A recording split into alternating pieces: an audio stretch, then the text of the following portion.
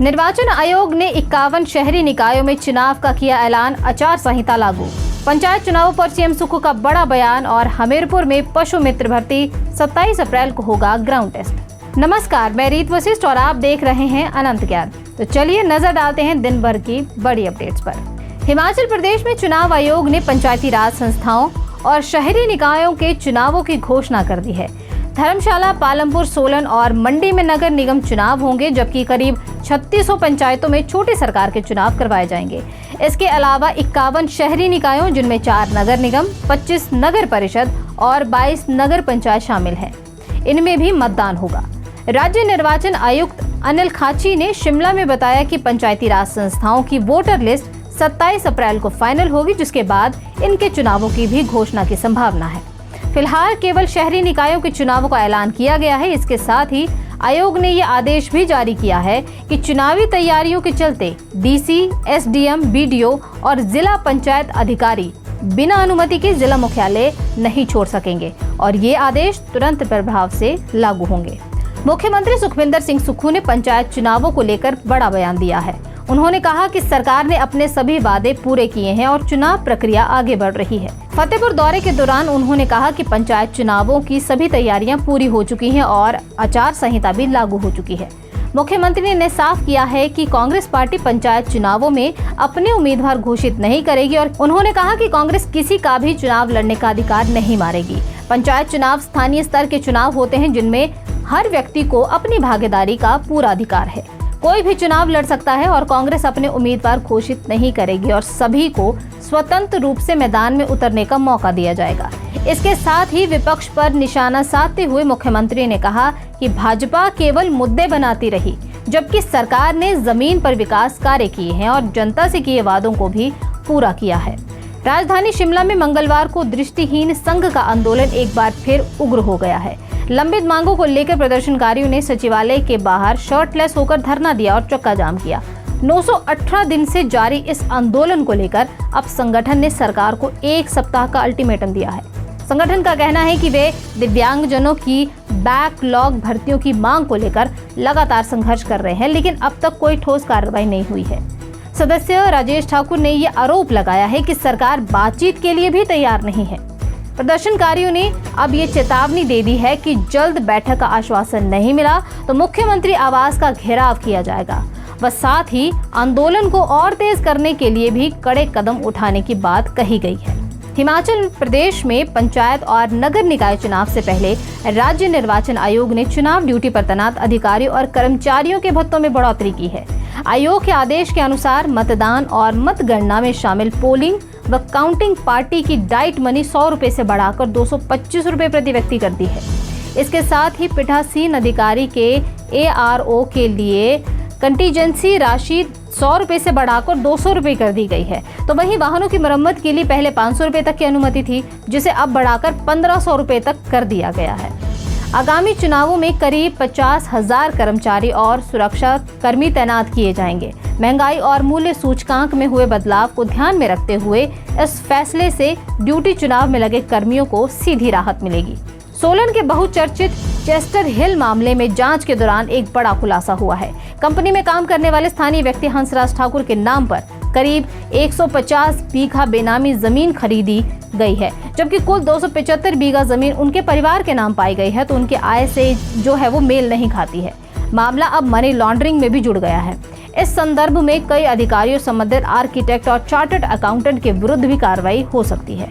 राजस्व मंत्री जगत सिंह नेगी ने कहा कि इस मामले में जो भी अधिकारी या अन्य व्यक्ति शामिल होंगे, उन्हें बख्शा नहीं जाएगा। जमीन पर नियंत्रण गैर कृषक प्रमोटर्स का होने से बेनामी संपत्ति माना जा रहा है।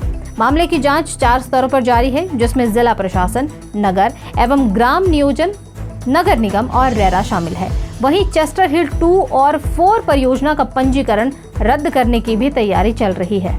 जिला मंडी के करसोग विधानसभा क्षेत्र में मंगलवार सुबह एक दर्दनाक हादसा पेश आया है, जिसमें 2 युवकों की मौके पर ही मौत हो गई है। अलसीडी के समीप कार अचानक अनियंत्रित होकर सड़क से नीचे खाई में जा गिरी और हादसा इतना भीषण था कि दोनों सवारों ने मौके पर ही दम तोड़ दिया।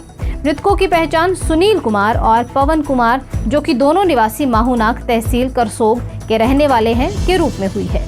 वहीं पुलिस ने ये मामला दर्ज कर दुर्घटना के कारणों की जांच भी शुरू कर दी है। प्रारंभिक तौर पर तेज रफ्तार या सड़क की खराब स्थिति को हादसे का कारण माना जा रहा है। हिमाचल प्रदेश के जिला हमीरपुर में पशु मित्र पदों के लिए भर्ती प्रक्रिया शुरू हो गई है। उपमंडल हमीरपुर के अंतर्गत पशु मित्र चिकित्सा संस्थानों पर इन पदों को भरा जाएगा।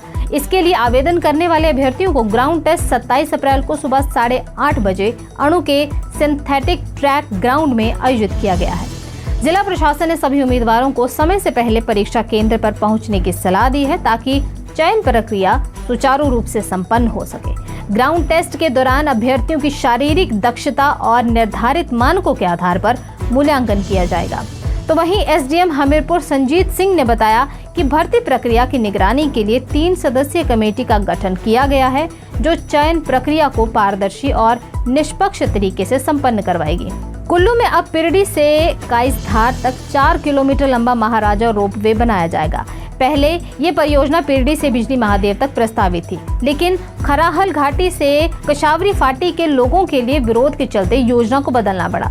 अब सरकार ने संशोधित योजना को सैद्धांतिक मंजूरी दी है। पंचायत बल 2 और बाराहार से अनापत्ति प्रमाण पत्र यानी एनओसी भी मिल चुकी है।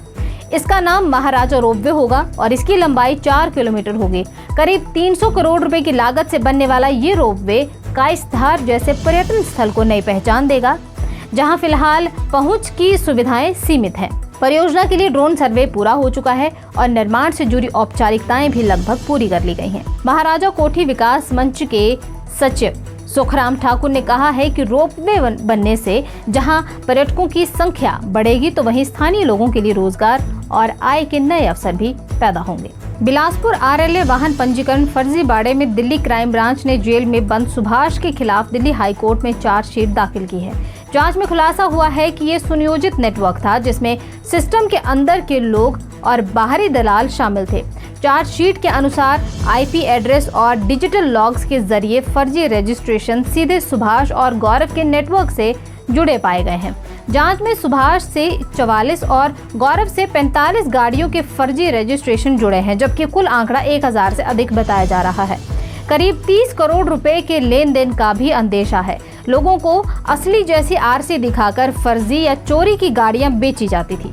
मामले में गौरव की अग्रिम जमानत याचिका दिल्ली हाई कोर्ट ने फिर से खारिज कर दी है, जबकि जांच अभी जारी है। हिमाचल प्रदेश में पंचायत चुनावों को शांतिपूर्ण और सर्वसम्मति से संपन्न कराने के उद्देश्य से चलाई जा रही निर्विरोध पंचायत प्रोत्साहन योजना को सरकार ने आगे भी जारी रखने की मंजूरी दे दी है। पंचायती राज मंत्री अनिरुद्ध सिंह ने इसके लिए स्वीकृति प्रदान की है।